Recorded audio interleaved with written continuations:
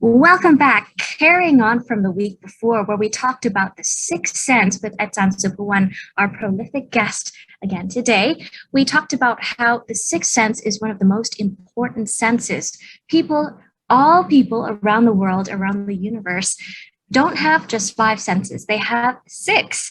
Now, this sixth sense is what we've talked about earlier, our mental self and the Jerry's, the other components that affect our mental self, the sensory objects of the mental self. Now, that said, this sixth sense is our inner world as well. And when we can polish that, strengthen the tom, strengthen our mental self, we're going to be able to open so many new horizons and understandings about our own being. But when you do that, when you strengthen that, how do you take that to the next level?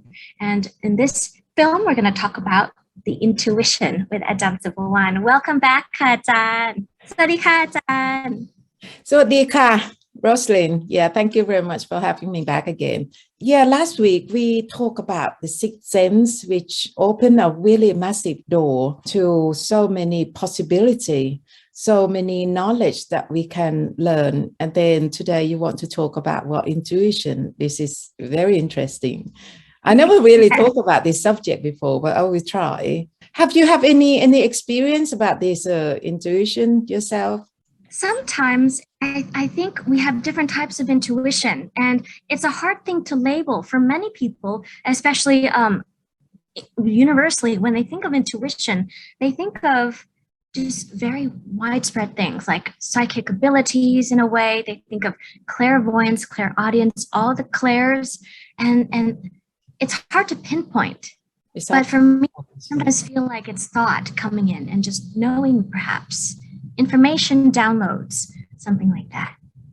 Well, whatever I say, I will have to link with my, five components of this life form, or Tom and Jerry. And I think intuition have everything to do with our consciousness, or the sixth sense that we talked about last time. I do personally think that everyone can be intuitive, including you and me, everyone, provided that their consciousness is not being blinded by Jerry. Okay, because this consciousness, this mental self, mental I in itself, it has that capacity to have the intuition. This one is very powerful. Naturally, it's very powerful because this nature connect with source. Let me show you this. So originally, we got the source. Originally, at this I got to refer to the book called The Law of One by Ra. Okay, The Law of One. Originally, there is only oneness. That oneness, the Buddha called the primordial consciousness. Okay, so come back to intuition. What I try to say is that every one of us as the individual, we all have a fractal of this primordial consciousness within us. Okay, that's why someone called that we all have the God particle. We all have the God particle within us. We all have the state of Godhood, Buddhahood in us. We'll talk about the same thing. Stardust. Yeah, stardust. So, the same thing. That is, we have a fractal. We have a fractal of this primordial consciousness, which is very powerful. It is very powerful within us.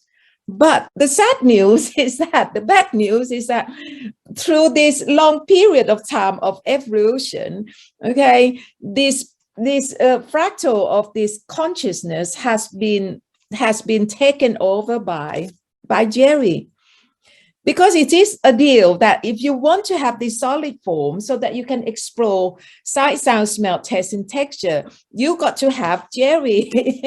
You got to have Jerry. This is the deal that we make. And then it turned into that Jerry has become the obstacle to prevent us from the innocent perception. At the beginning of the evolution, according to Buddhism, we all talk about the non-physical being that we call praprom. The praprom, that is the non-physical being. The non-physical being is basically, it still come from this. Everything you got to know that everything is all come from this primordial consciousness, or this intelligent infinity, which is just consciousness. Okay, which is also very intelligent enough to be the prime creator, to become the God. No, this is all the label that attached to this. Okay, that built this entire universe. Very intelligent. But at the very first stage of evolution, before finding this solid form, this primordial consciousness managed to split itself into the individual consciousness, in the individual consciousness. But at the beginning, I don't know how beginning that was, at how early stage that was, all this non-physical being is still in that you call light being. Light being. They're all light, because this thing, I forgot to say that once it fractal out at the beginning, turn into Merkaba, that is the first light.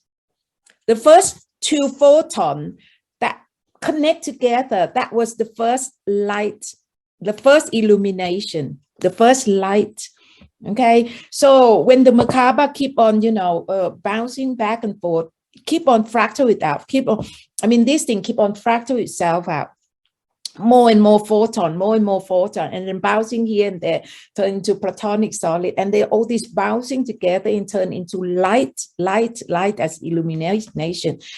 So that really first or early generation of this fractalization, there were only light being with no physical form, no solid form. Okay, but the one thing is that they all remember where they come from. They all remember that they come from source. Okay, so therefore they think the same, because it's more of a collective thinking, a collective way of thinking. It's just like Borg, in Star Trek. It's a very collective mind, the collective mind, because they all know exactly, because it's still the early time, and they know that they want to explore. So they fractal and then turn into the non-physical being, that the Buddha called Praprom. Okay, and this non-physical being, they evolve again, and then come to another second stage. I don't know how second it is, or let's say second, okay?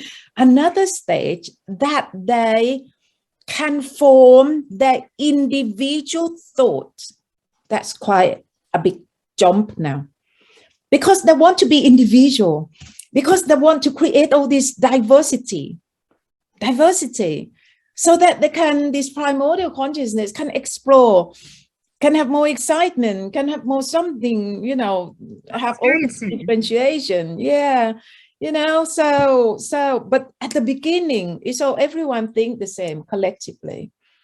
And then they evolve again, until they manage to form the individual thinking, the individual Jerry. Oh, I think different from you. We don't have to all link together, don't have to all link with it.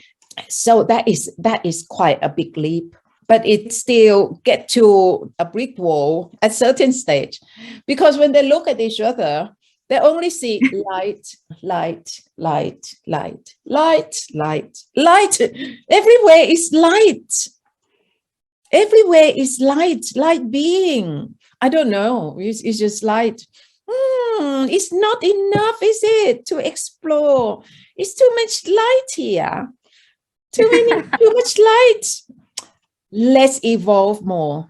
So fractal more. Ping pong, bouncing here and there until you got the platonic solid, got all this and that, until we got the solid. Got the solid, got all these planets, got all these plants, mountain, got season, got animal, got human, to build human, they still have to go through a long process of experiment before they can get to this humanoid form. But at the beginning, it's not come straight away as perfect like this. You got to think, so you got a team of engineer, you got a team of architect, you got a team of builder, they're all, because they're intelligent. Okay, even in the form of light being, they're intelligent. They use the Jerry. They use their Jerry to, okay, what shall we do to build something a bit more solid so that we can explore something more exciting? Or humanoid, the very first humanoid creation is from the star that they call Lyra. Have you heard of? Lyra, yeah, Lyra is the first humanoid was created into many different form, but it's still humanoid. So some humanoid, it got the feline feature, it's just like the lion. But at the beginning, they got to try, should we have to put 2 eyes or 3 eyes or just 1 eye here, or should, you know, put a neck, or should we have got arm or no arm, or 1 leg or 2 legs, you know, how many fingers? I mean, this is all about experiments. And believe it or not, even nowadays, this experiment on the genetic level is still going on. It's still going on. So this link with all this ET, you know, all this experiment, all this kidnap the human being to do the experiment is still going on. If you research all this ufology, come back to the intuition again. I always get, you know, sidetracked.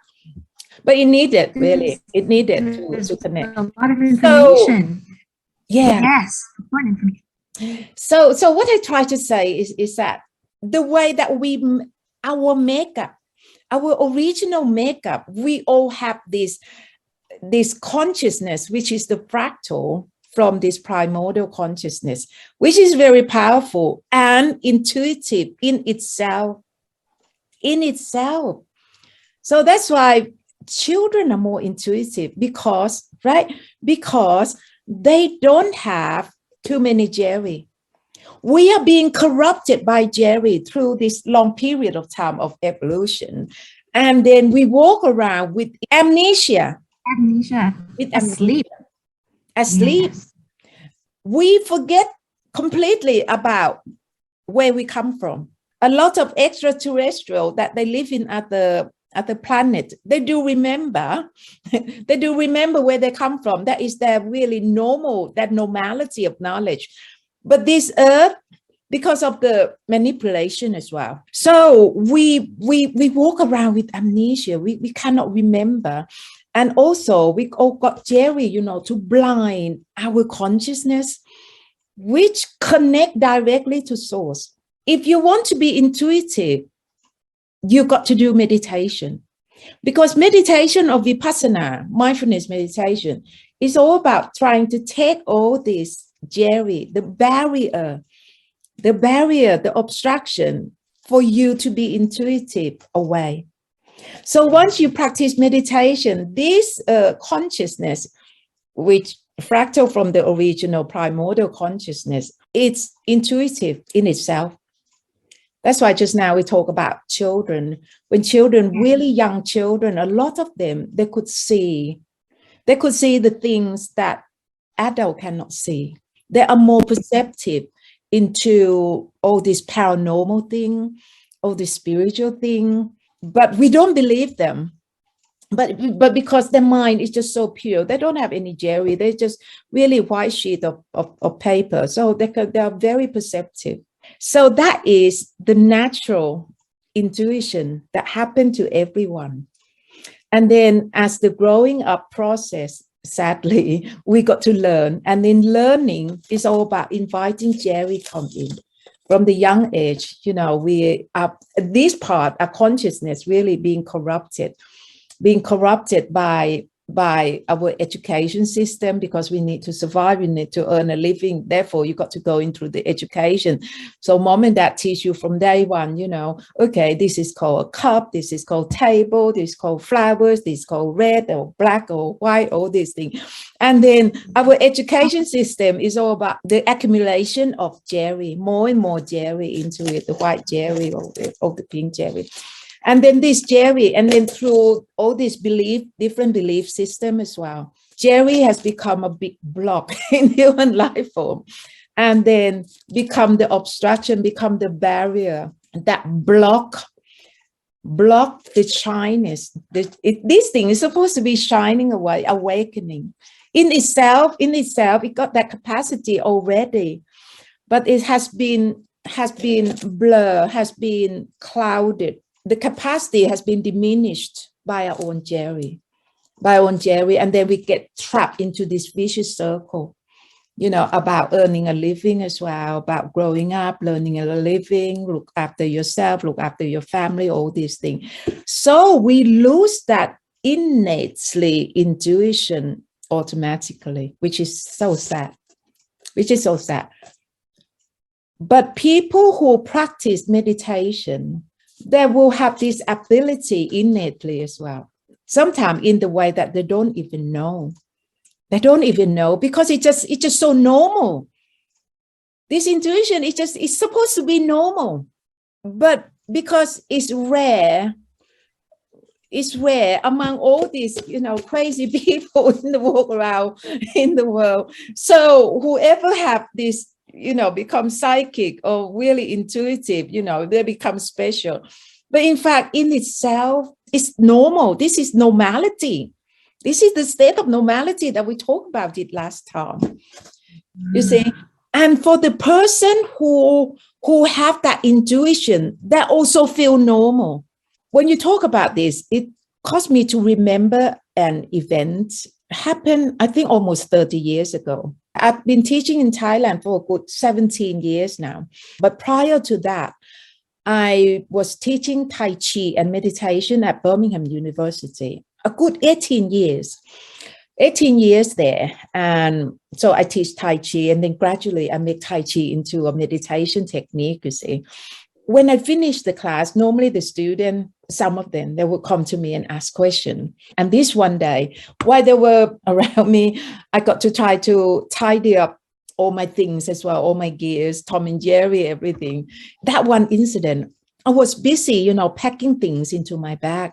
And I know that this young student just standing behind me, waiting to ask questions. And there are a few more over here and there as well. And for some reason, I gather all this up. And then I turn to this man with just out of the blue, I said 4. I just tell him 4. And I didn't even know why I said 4. I just said, and then he was shocked. He said, "Oh, Sue, how do you know? I haven't asked you. I was going to ask you that, this mindfulness thing, how many foundation, but I haven't asked you yet. And you turned around, you said 4. There are 4 foundation of mindfulness." He was shocked. But, at that time, I didn't even know anything about intuition, about this and that. My knowledge then was really limited. I was only just trying to establish myself. That was 18 years at Birmingham University. It was the time that my knowledge began to grow because having the chance to teach all these students, let's say from 4 hours to 5 hours, 6 hours, the maximum is 7 hours a week, seven different classes a week, teaching them Tai Chi. But at the same time, I try to give them meditation because of the demand, the something echo in my head. You teach them meditation. And then my knowledge began to grow at that time. That was the time that I started writing, try to explore into my inner knowledge. There was the force there that keep on going. So 18 years there, I got so many books out. All these main book is all written, A Handful of Leaves, The User Guide to Life, all these things. It all happened while I was teaching at Birmingham University. But anyway, that incident, I didn't know that I was showing my intuition. Because I was a meditation teacher, of course, my consciousness, it was quite perceptive. Okay, it was quite intuitive toward everything. So when his question was in his mind, he haven't really asked, say anything. This consciousness could perceive his thought. This consciousness perceived that young man's thought. And then, which happened in my head so innately. That's why I come up with, okay, thank you, with just 4. And then he was shocked. Sue, I haven't asked you yet. Why you said 4? I thought, for foundation of mindfulness, is that what you want to ask? Yes, yes, I want to know that. But I didn't ask you. And this is the same when I was teaching in Thailand, when I was on the stage, I say all these things out, this and that out, and then came downstairs off the stage. And they will come to me, Achan, how do you know I want to ask that question? Because the question that I want to ask, you just say it. And everyone, they all have their story to tell. They all have their story to tell. And I think behind them, they all say that Ajahn Supawan is psychic. But I try to, I don't want anyone to say anything like this about me. Because for me, on the stage, I didn't feel that I'm psychic or anything. I only just convey the thought directly from my head out. That's all there is to it. Directly, in not knowing that all those thoughts is the answer to all these questions in the audience. You see, this is about my exercise of intuition in the most natural way, that I myself don't even know, because it's just my normality. And this thing is supposed to be everyone's normality. Suppose in the future, if the world can recognize the existence of a sixth sense, because the existence of a sixth sense is the direct connection to source, to God. So we reset. We got to reset our entire education system for everyone to develop, to cultivate the capacity of the sixth sense. I'm sure that intuition is just one of those normality. A lot of other planets that I heard about, they'll have intuition, as their normality, except Earth, because Earth, we got this really big problem. This Jerry issue is a big problem. That's why the Buddha have to come down to give us the Four Noble Truth. And that Four Noble Truth, the second noble truth, the cause of suffering, the cause of mental pain, or the cause of all problem is Jerry. Jerry is the part that make life easier for you. The Buddha didn't talk about Jerry. Okay. Okay. So this is it. Intuition is supposed to be something so ordinary, so natural, but we lost it. We lost that capacity. We lost that ability through evolution, through manipulation. Okay. Through all these pharmaceutical, all these drugs that we took in, through all this food that is rubbish. No matter how much you eat, it doesn't do your body any good because they are rubbish. That means of manipulation.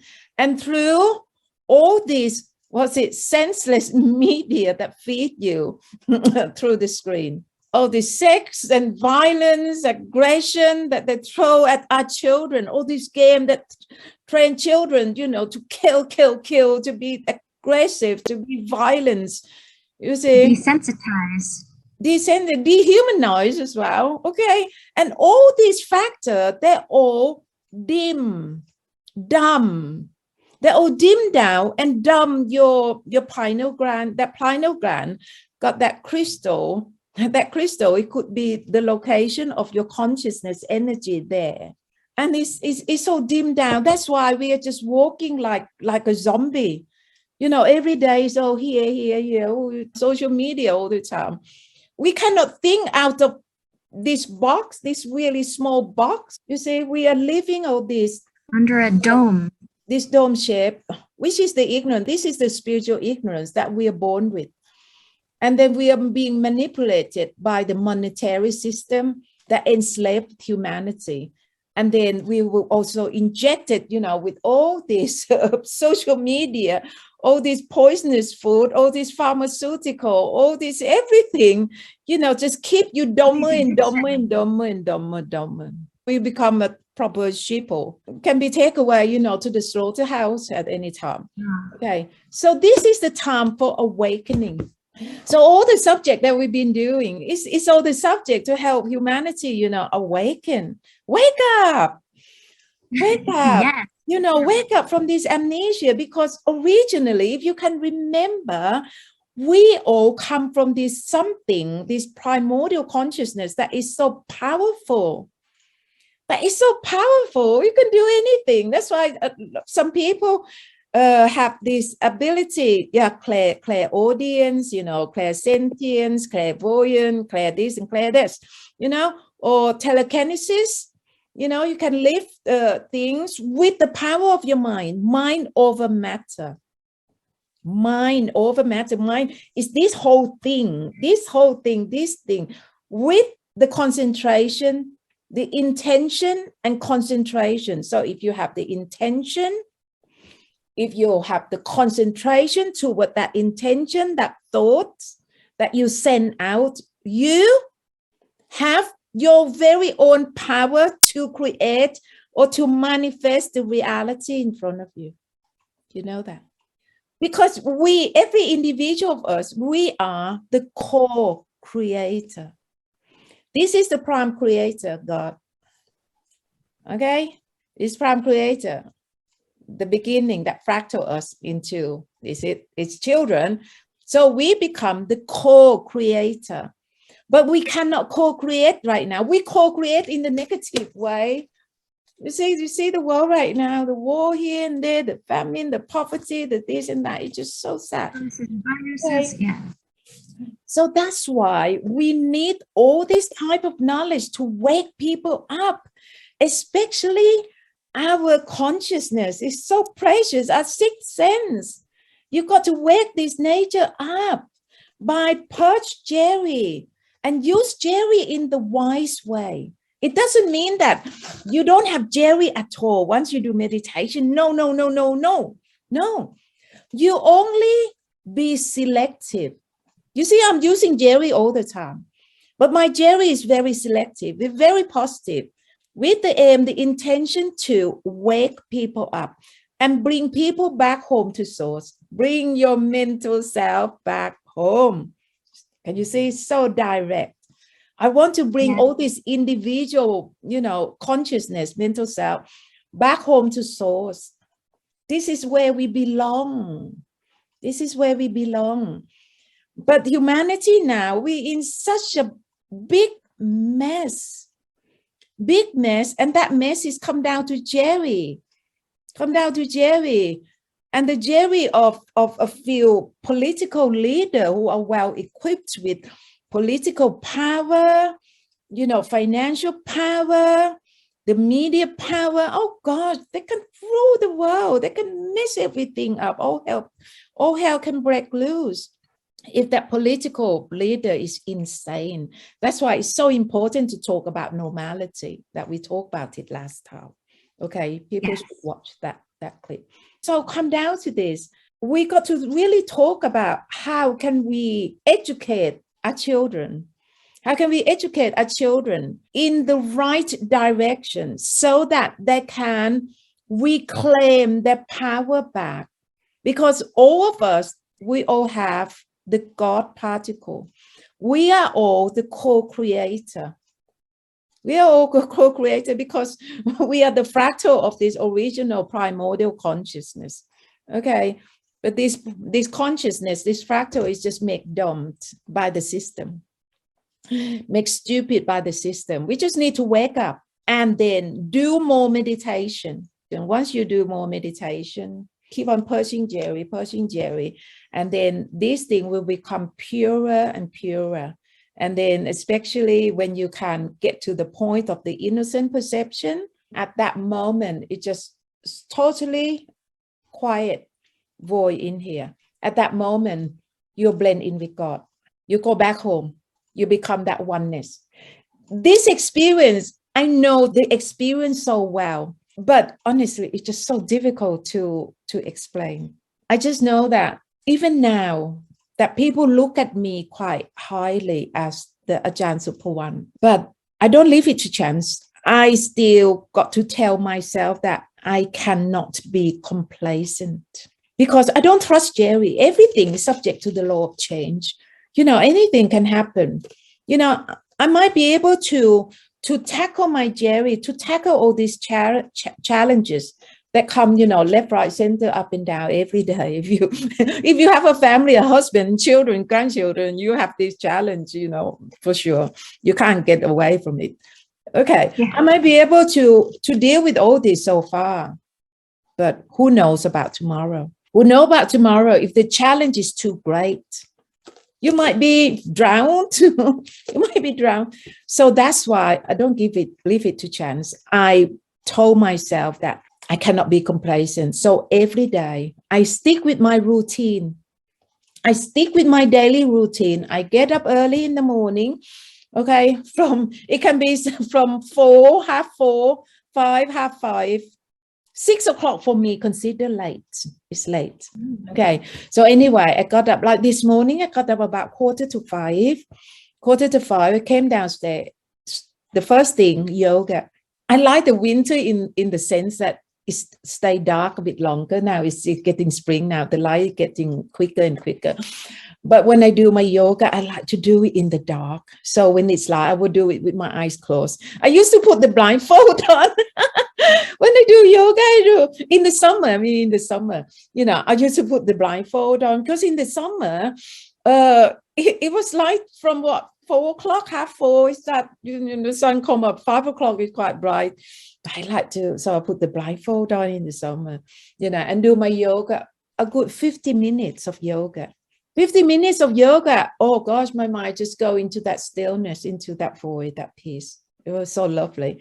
And then after the yoga in the summer, I would go outside and do my Tai Chi. Half an hour of Tai Chi.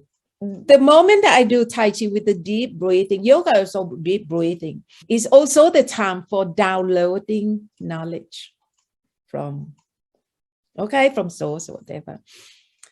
All this knowledge that I wrote, 400, 500 pages. You see, my book has never been thin. It's always really thick. Yes. And I'm not a big reader. So it means that all this knowledge is all come from downloading. This is intuition, isn't it? Intuition. It's all come from downloading because my mind is so quiet. So all these things, it just keep on popping. Sometimes it's popping up it just really, it could be just a word. It could be just 3 words. It could be just one sentence. But that one sentence, it just illuminate within my realization. Oh, yes. And then I have that ability to make connection. Oh, yeah. Oh, yeah, I can understand. So that few words I can generate into. This is how I do my writing. From just a few words, you just expand and then you expound into the books. That's amazing. Yeah, you take it, expand, expound, writing, put pen to paper. I can never put pen to paper because here it's just so quick that my hand is not quick enough. The only way that I can do is that type. Yeah, and to look back. Okay, thank you. Someone, you see, the knowledge comes through again. Remind me of something. So anyway, I finished this part first. Okay, so my routine is that yoga, Tai Chi, and then 1 hour of meditation. Past few days, the temperature is sub-zero. I don't know why I got the cold spell. It's really cold. But I don't give up my meditation in the garden. I got a shed. Yeah, I'll show you a bit. Oh, that's my garden. Right at the bottom. So this is the kitchen. Right in front of you is the kitchen. And then go out is the garden. Up the step, walk along the garden path to the shed. So if it's very cold, I sit in the shed. But if it's not cold, I sat outside on the cement. So I got my seat and then 3 blankets. I wrap, with the hat on, with the ear muffler, with socks and everything, and then, bliss, very bliss. And then that is the time that I got my download. I got I had the time for the silence that I completely melt in with source, nothing else, Oh gosh, awesome. Okay. And then also got the time for the download of knowledge. So, okay, I'm going to talk about this. I'm going to write about this, something like this. So all these three activities, yoga, Tai Chi, meditation, it got to happen before breakfast. So when I got up, I wanted to drink water. So it take me a good over 2 hours. Think meditation, it could be 90 minutes. If I really, no, I don't want to come out because it's just so good. It's just so great, so blissful. Oh, let me sit a bit more. So I just sit, 90 minutes. But when you are in that state that you are burning in resource, you are above time. Time is not linear anymore. You are not conditioned by time at all. I don't have any work. I don't have to go out, so I can just please myself. I only have a husband to look after, and then he can cook his breakfast.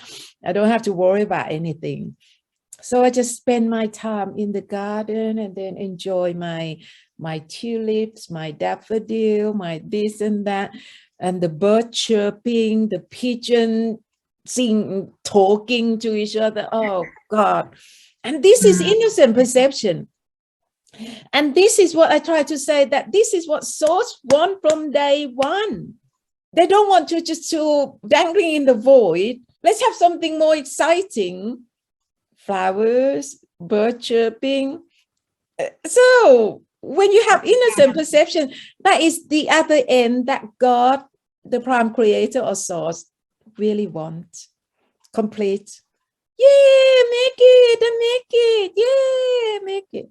So anyway, 2.5 hours, my routine every day, just to make sure that I will always have connection with source.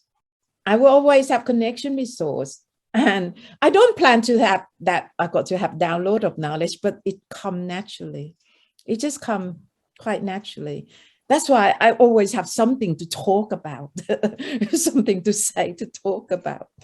I never plan, but when I go on the stage, I have certain topic, but when I'm actually on the stage or actually on here, it's always something else that get me offline and for me to talk about it. So just now, do you want to know what they remind me? I don't know who, though. I know that some light being up there, joining us at the moment and remind me of. Thank you for listening, and for more information, please visit buymeacoffee.com website by clicking the link under this video description.